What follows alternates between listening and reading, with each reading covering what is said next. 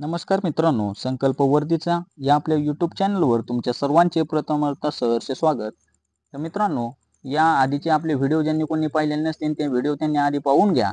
आणि जे कोणी आपल्या चॅनलवर नवीन असन, ज्यांनी आपला पहिल्यांदाच हा व्हिडिओ पाहिला असन त्यांनी आपला चॅनल जॉईन करून घ्या. तर मित्रांनो, आपला जास्त वेळ वाया न घालवता आज आपण थेट प्रश्नांना सुरुवात करूया. तर पहिला प्रश्न बघा, उस्मानाबाद जिल्ह्याचे मुख्य ठिकाण कोणते आहेत? म्हणजे धाराशिव जिल्ह्याचे मुख्य ठिकाण कोणते आहे? ऑप्शन बघा, तुळजापूर, कळंब, उमरगा आणि उस्मानाबाद म्हणजेच धाराशिव. तर धाराशिव जिल्ह्याचे मुख्य ठिकाण आहे धाराशिवच. लक्षात राहू द्या, कोणते मुख्य ठिकाण आहे? धाराशिव. दुसरा प्रश्न बघा, खालीलपैकी कोणाची नेमणूक राष्ट्रपतीद्वारे केली जाते? आता कोणाची नेमणूक राष्ट्रपतीद्वारे केली जाते?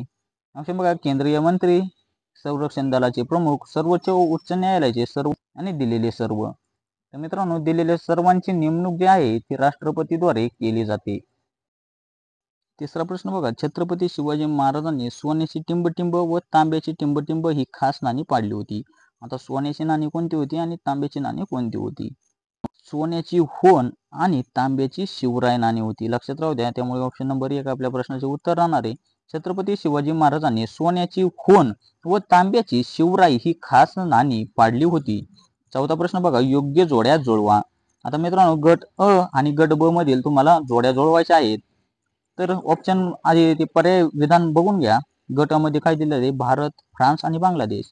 तर गट ब मध्ये कबड्डी, हॉकी आणि फुटबॉल. तर मित्रांनो, याची जी जोडी आहे ती 1 नंबरची आहे. लक्षात राहू द्या, त्याची जोडी कोणती? 1 नंबरची. मग ती काय आहे बघून घ्या.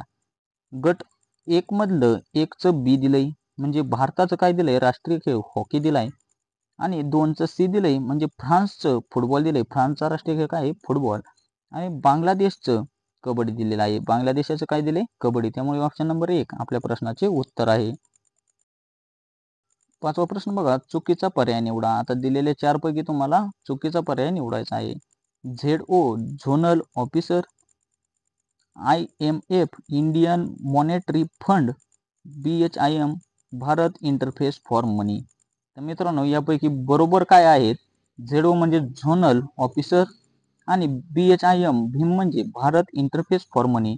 आणि 3 नंबरचे जे आहे ते चुकीचं आहे. म्हणून ऑप्शन नंबर 3 आपल्या प्रश्नाचे उत्तर आहे. 6वा प्रश्न बघा, सह्याद्रीतील सर्वोच्च शिखर कोणते आहे? आता सह्याद्री पर्वतातील सर्वोच्च शिखर कोणते? ऑप्शन बघा, धूपगड, नंदादेवी, कळसुबाई आणि सारामती.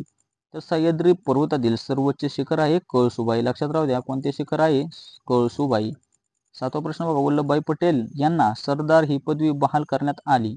तो सत्याग्रह म्हणजे? आता सरदार पदवी त्यांना बहाल करण्यात आली, पण ती कोणत्या सत्याग्रहात आली? ऑप्शन बघा, खेडा सत्याग्रह, नागपूर झेंडा सत्याग्रह, बारडोली सत्याग्रह, हैदराबाद मुक्ती लढा. तर मित्रांनो, याचे उत्तर आहे बारडोली सत्याग्रह. लक्षात राहू द्या, ऑप्शन नंबर 3 आपल्या प्रश्नाचे उत्तर आहे. 8वा प्रश्न बघा, कोल्हापूर येथे कोणते शक्तीपीठ आहे? आता देवीच्या 3.5 शक्तीपीठांपैकी कोल्हापूर येथे कोणते शक्तीपीठ आहे? ऑप्शन बघा, तुळजाभवानी, रेणुकामाता, महालक्ष्मी आणि सप्तशृंगी. तर मित्रांनो, कोल्हापूर येथे महालक्ष्मीचे शक्तीपीठ आहे. लक्षात राहू द्या, महालक्ष्मीचे मंदिर आहे. 9वा प्रश्न बघा, सन 1857 मध्ये खालीलपैकी कोणत्या विद्यापीठाची स्थापना झाली नाही? काय विचारलंय? नाही. तर सन 1857 मध्ये खालीलपैकी कोणत्या विद्यापीठाची स्थापना झालेली नव्हती? ऑप्शन बघा, मुंबई, कोलकाता, मद्रास आणि म्हैसूर. तर मित्रांनो, 1857 मध्ये म्हैसूर या विद्यापीठाची जी होती ती स्थापना झालेली नव्हती. मग झाली कोणती होती? मुंबई, कलकत्ता आणि मद्रास यांची स्थापना 1857 मध्ये झालेली होती. 10वा प्रश्न बघा, युरोप खंडातील टिंबटिंब हा देश गव्हाचे कोठार म्हणून ओळखला जातो. आता गव्हाचे कोठार असे कोणत्या देशाला ओळखले जाते? ऑप्शन बघा, ब्रिटन, फ्रान्स, युक्रेन आणि नॉर्वे. तर मित्रांनो, युरोप खंडातील युक्रेन या देशाला गव्हाचे कोठार म्हणून ओळखले जाते. 11वा प्रश्न बघा, वर्धमान महावीरांचा जन्म कुठे झाला? आता वर्धमान महावीरांचा जन्म कुठे झालेला होता? ऑप्शन बघा, लुंबिनी, पंजाब आणि कुंडग्राम ते येते बिहारमध्ये. तर मित्रांनो, वर्धमान महावीरांचा जन्म झाला होता कुंडग्राम या ठिकाणी आणि ते ठिकाण आहे बिहारमध्ये. 12वा प्रश्न बघा, श्रीलंका या देशाची गुप्तहेर संघटना कोणती? आता श्रीलंका देशाची गुप्तहेर संघटना कोणती आहे? ऑप्शन बघा, central intelligence agency, state intelligence service, CIS आणि IB. तर श्रीलंका या देशाची गुप्तहेर संघटनेचे नाव आहे स्टेट इंटेलिजन्स सर्व्हिस. कोणती? State intelligence service. 13वा प्रश्न बघा, उपराष्ट्रपती व राष्ट्रपती ही दोन्ही पदे भूषवणारी व्यक्ती खालील पर्यायातून कोणती? आता उपराष्ट्रपती पण आणि राष्ट्रपती पण ही दोन्ही पदे कोणी भूषवली होती? ऑप्शन बघा, ज्ञानी झैल चक्रवर्ती राजगोपालाचारी, डॉक्टर शंकर दयाळ शर्मा, डॉक्टर नीलम संजीव रेड्डी. तर मित्रांनो, डॉक्टर शंकर दयाळ शर्मांनी ही दोन्हीही पदे भूषवलेली होती. 14वा प्रश्न बघा, जिल्हा परिषदेची निवडणूक लढविण्यासाठी उमेदवाराकडे कोणती पात्रता हवी? आता जिल्हा परिषदेची निवडणूक लढवण्यासाठी किती पात्रता हवी? ऑप्शन बघा, उमेदवाराचा महाराष्ट्र रहिवासी असावा, उमेदवार महाराष्ट्राचा रहिवासी असावा, उमेदवाराची वयाची 21 वर्षे पूर्ण केलेली असावी, जिल्ह्याच्या मतदार यादीत उमेदवाराचे नाव असावे आणि दिलेले सर्व. तर मित्रांनो, दिलेली सर्व ही पात्रता जिल्हा परिषदेची निवडणूक लढवण्यासाठी पात्रता पाहिजे. 15वा प्रश्न बघा, जागतिक युवा कौशल्य दिन केव्हा असतो? आता जागतिक युवा कौशल्य दिन केव्हा साजरा केला जातो? 14 जून, 14 नोव्हेंबर, 15 जुलै, 11 जुलै. तो 15 जुलै या दिवशी जागतिक युवा कौशल्य दिन साजरा करण्यात येतो. 16वा प्रश्न बघा, भारतीय राष्ट्रध्वजाचे लांबी आणि रुंदीचे प्रमाण टिंब इतके आहे. आता लांबी आणि रुंदीचे प्रमाण बघा. तर मित्रांनो, याचे उत्तर आहे 3:2. 3 लांबी, 3:2 म्हणजे रुंदी. आता रुंदी आणि लांबीचे प्रमाण विचारले तर रुंदी कायम बारीक असते, हे लक्षात राहू द्या. रुंदी लहान असते, मग रुंदी काय येईल? 2 आणि 3 येईल लांबी आणि रुंदी येईल 2. मित्रांनो, याचे उत्तर होते आपले 3 नंबरचा पर्याय. लांबी आणि रुंदीचे गुणोत्तर काय होते? 3:2. 17वा प्रश्न बघा, दिलेल्या पर्यायातून गोड्या पाण्याचे सरोवर कोणते ते ओळखा. कोणते आहे? दिलेल्या पर्यायातून गोड्या पाण्याचे सरोवर कोणते आहे? सांबर, लोणार, पुलिकत आणि दाल. तर मित्रांनो, दाल सरोवर जे आहे ते गोड्या पाण्याचे सरोवर आहे. लक्षात राहू द्या, दाल सरोवर कोणत्या पाण्याचे सरोवर आहे? तर गोड्या पाण्याचे सरोवर आहे.